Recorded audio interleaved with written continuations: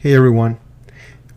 So we're still working on our project task service, and we did some testing in the on the update front, and obviously right now we can update a task even if we pass it like the wrong ID or project task ID on the URL, and we're gonna need this in the URL because when we submit this, we want to make sure that we grab this and make sure that we search by this, right? So we actually need it in the URL, and we'll probably won't use this when we're working on the form on the React side. But again, we'll look at that when we get there.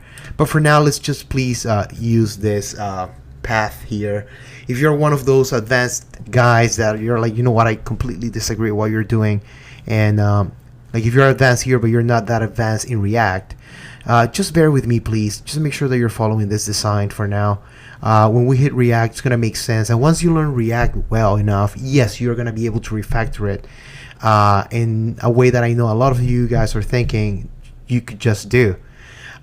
Because believe me, I know that it can be done that way. I just prefer to do it this way, so that I can have a cleaner, not a cleaner, but a more basic implementation on the React side for those of you that have no experience with React. That's all I am saying, right? So now that we have this, we want to obviously do the same validations that we did in the find by project sequence. We want to make sure that the backlog exists. We want to make sure that our task exists, and we want to make sure that our task actually belongs to that project ID. So a way to go would be to actually copy and paste this and do it in the update sequence. But I have a really nice shortcut here that it might even enable us to work on the delete use case in this video as well. And even if it's a longer video, it'll help us wrap up this section and actually go right back to React. So let's do that. So we already have this here that finds the project by project sequence, performs all the validation, and returns a project task. We already have that right here in our project task service. So I was thinking, why can't we use it? Let's look at it. It takes a backlog ID and it takes a PT ID, which we are taking when we're trying to update. So we can literally destroy this, get this out of here, and then just literally use this that we already worked on creating, put it here, and then pass it the parameters that it is expecting.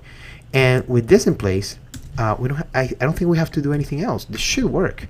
If I restart the server and then I do all the validations when we're trying to update, this should work great.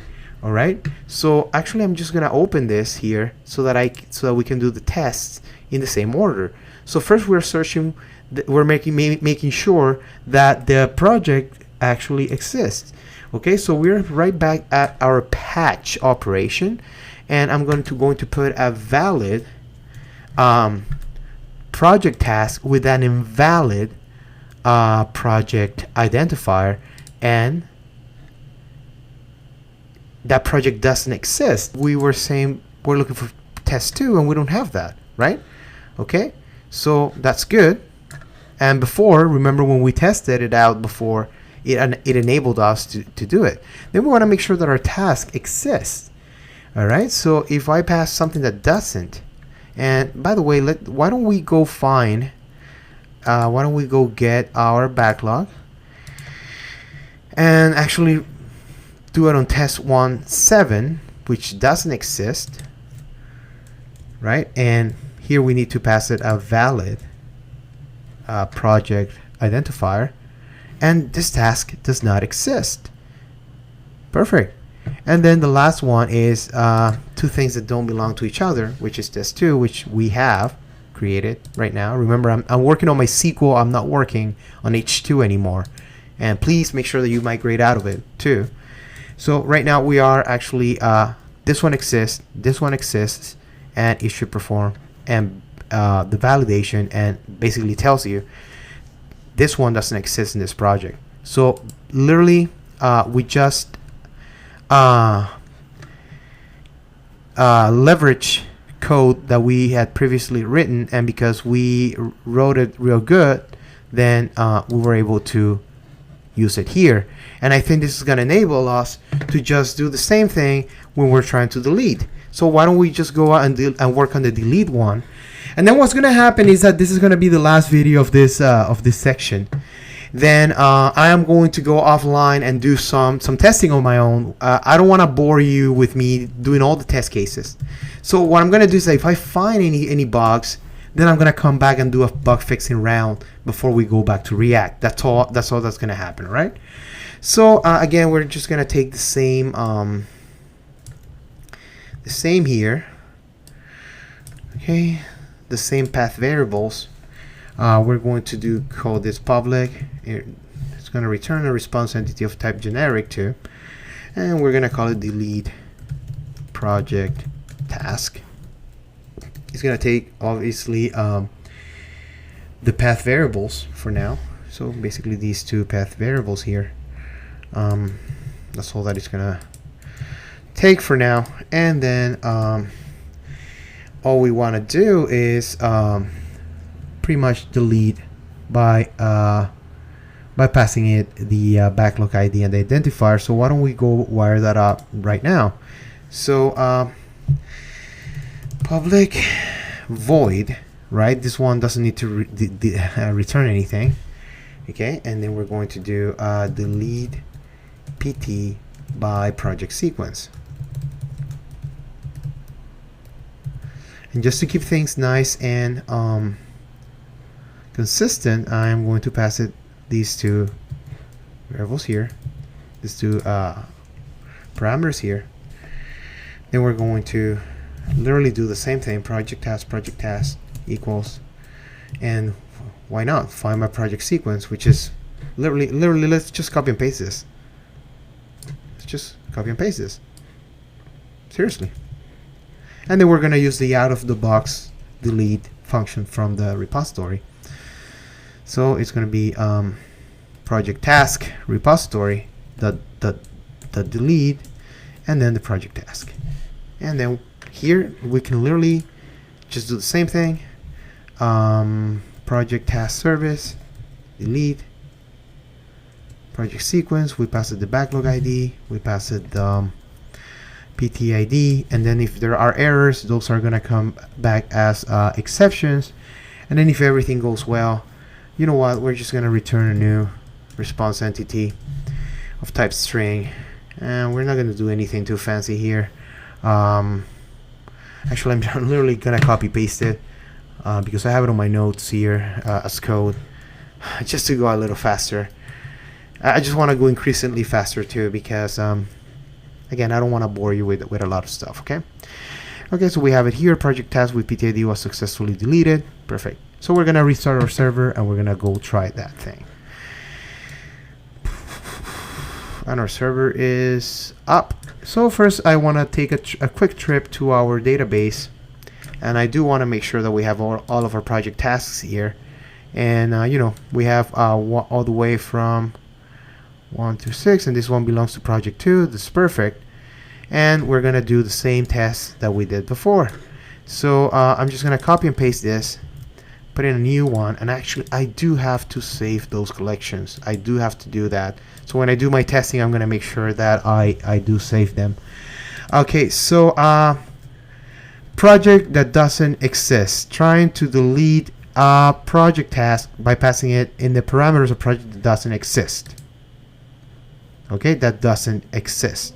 Then project that exists with the right project name but an actual project task that does not exist is not found. Then a project that exists with a task that exists but they don't belong to each other. And then last but not least, let's just get rid of a few here. I'm just gonna bring this down here a little bit so we can actually see both things. We're gonna actually delete this one, the first one, which says update cool. Okay, it was deleted successfully. And then if I run this query again, it's gone. Oh, it's not gone actually. See, this is the reason why you shouldn't just take my word for it. You know, this is why you wanna keep an eye on things. Let me just run this again, and it's not deleted, even though it's telling me that it was deleted. What happened there? Okay, so let me go ahead and check what on earth happened there.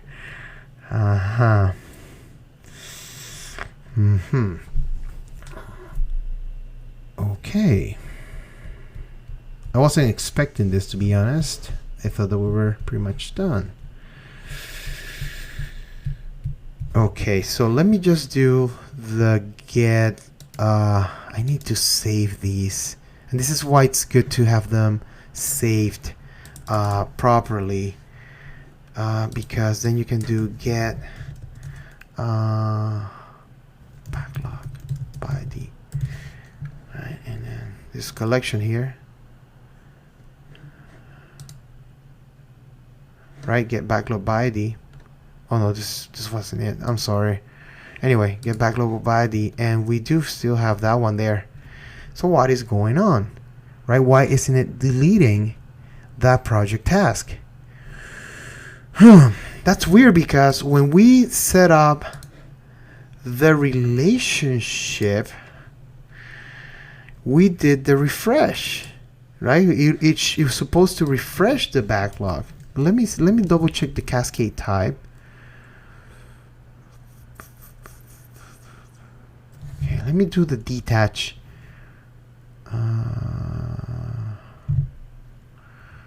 Actually,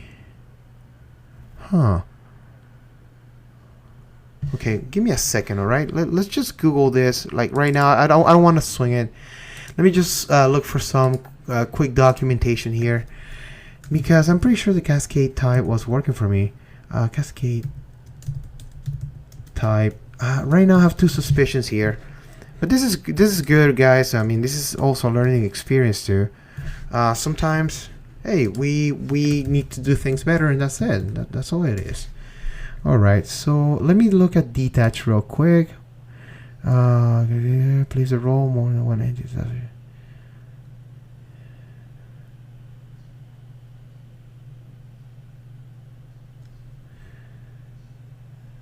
Okay, just a moment.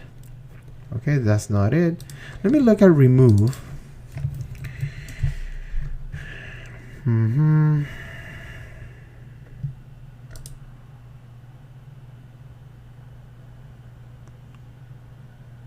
This is a one too many.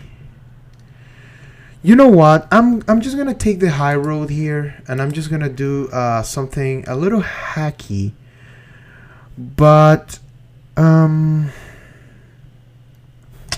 just gonna do it that way, because what's happening here is that there's a relationship, right? And then the backlog holds. Actually, let me put this back to where it was. The backlog holds a list of the project tasks. So if this, if the project task gets removed, or let me rephrase that. We have to actually delete the project task from this list, right? That's in essence what needs to happen. And I thought the way I wired up the relationship would have done that for me, but it's not so at all. That's why it's not going away. So I'm just gonna do something a little hacky here, just so that we can wrap this up. And again, it's always making it work first, and then we can make it better later. Okay, but for now, let's focus on making it work. So we have a list of project tasks, PTS, project tasks, that is in the project task get backlog, get project tasks. Okay, so the backlog that we have has those project tasks. Okay, so this way we're calling the backlog that we have the relationship with. Okay, that's the list.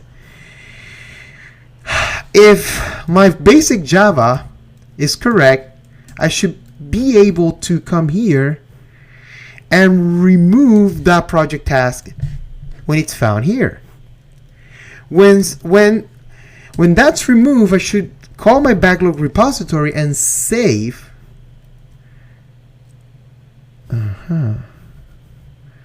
And save this backlog, which now I'm thinking I should just let me do a little bit of coding here. Backlog, just so this looks a little better.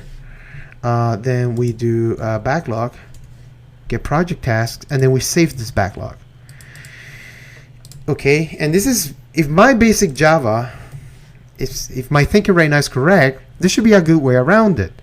In reality, I'm a little disappointed because I want to see this work by the JPA relationship. I mean, I'm probably going to have to brush up on it.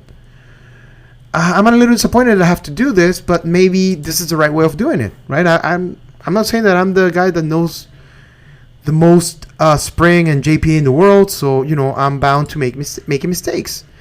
So now that we have that, we're gonna try and I'm just gonna refresh this just for the sake of it. We're trying to delete this one here. So let's see if that even works.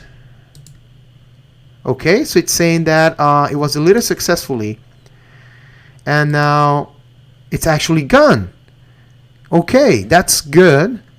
So that means that my theory was fine. That means that the relationship needs to be improved somehow. That when I delete the project task, it just takes it away. But right now, I feel that I'm doing it kind of manually, which kind of like sucks, all due respect. But actually, why don't we try and test 2-1 from just to be like super clear here. And perfect. The validation works great. Let's go on, try and get rid of 5.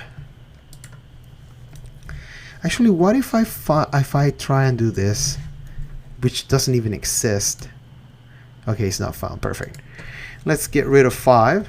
Okay, so let's just update this one more time so you guys know that you're looking at the latest data. And we have test 1-5 here. And let's do it one more time.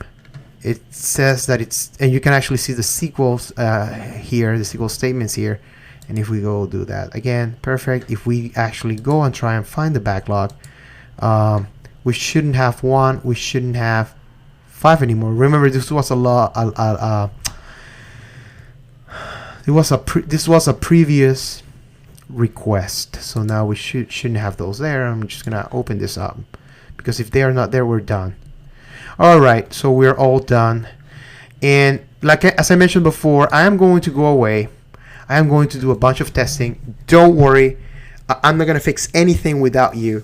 So I'm just gonna, if I find anything that's like ugly, I'm gonna obviously fix it to try and find the right solution. So I'm not spinning my wheels in front of you. But then I'm just gonna write it down. I'm actually going to do this on a. I'm actually gonna clone this one, do it on a different project, and then leave this one alone, and then fix it here, right in front of your eyes. Like, we're gonna replicate the problem, and then we're going to, assuming I find any bugs that could stop us now. And I'm gonna look into this a little bit. No promises. Right now, I'm just gonna take whatever works, just for now. And I also want you guys to learn to do your own investigations. I could be wrong, but I really don't like this. I really don't. I really do not like this at all. But anyway, it works, and that's a good thing. It meets our use case, and I like that we were able to find a really nice shortcut by actually leveraging the validation in this, and look how nice this looks, right? Thank you for watching, and unless there are any bugs to be fixed, I'll see you in the React portion of this course. Thank you.